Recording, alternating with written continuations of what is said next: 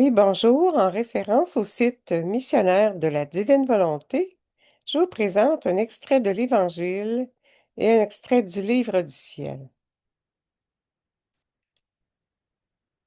En ce temps-là, Jésus proposa aux foules une autre parabole.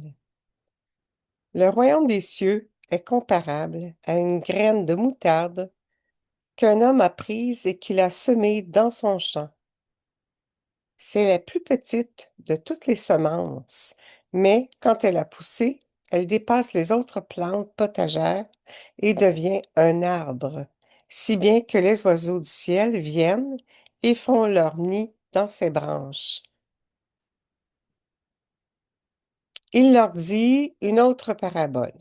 Le royaume des cieux est comparable au levain qu'une femme a pris et qu'elle a enfoui dans 3 mesures de farine jusqu'à ce que toute la pâte ait levé. Tout cela, Jésus le dit aux foules en parabole et ne leur disait rien sans parabole, accomplissant ainsi la parole du prophète, j'ouvrirai la bouche pour des paraboles, je publierai ce qui fut caché depuis la fondation du monde. Acclamons la parole de Dieu.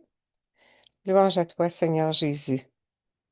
Au tome 29 du Livre du ciel, Jésus dit à Louisa, ma bonne fille, le grand bien de la vie dans le divin vouloir est étonnant et presque incompréhensible à la créature humaine.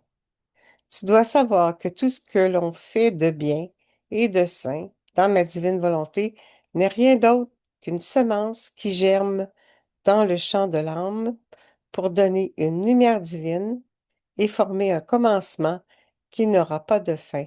Parce que tout ce qui est fait dans ma divine volonté est semé, germe et grandit de façon admirable sur la terre pendant qu'elle y vit et trouvera son achèvement dans le ciel.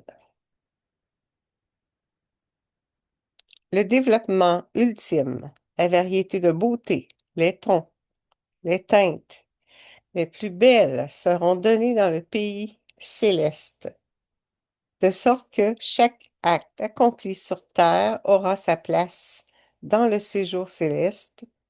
Chaque acte accompli par la créature lui apportera de nouvelles béatitudes, des joies nouvelles communiquées par mon vouloir.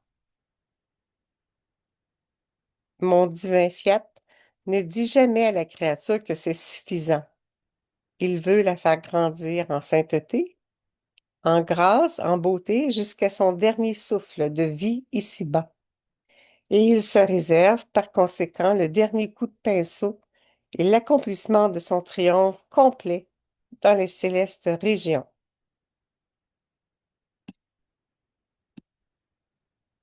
Par conséquent, les créatures dans ma volonté n'arrêtent jamais, et selon les circonstances de la vie, elles connaissent tantôt les souffrances, tantôt les humiliations et tantôt la gloire, afin de pouvoir toujours mener leur course dans ma volonté et lui laisser le champ libre pour semer dans la créature de nouvelles semences divines que le divin fiat s'engage à cultiver et à faire grandir de façon admirable jusqu'à leur achèvement dans la céleste gloire.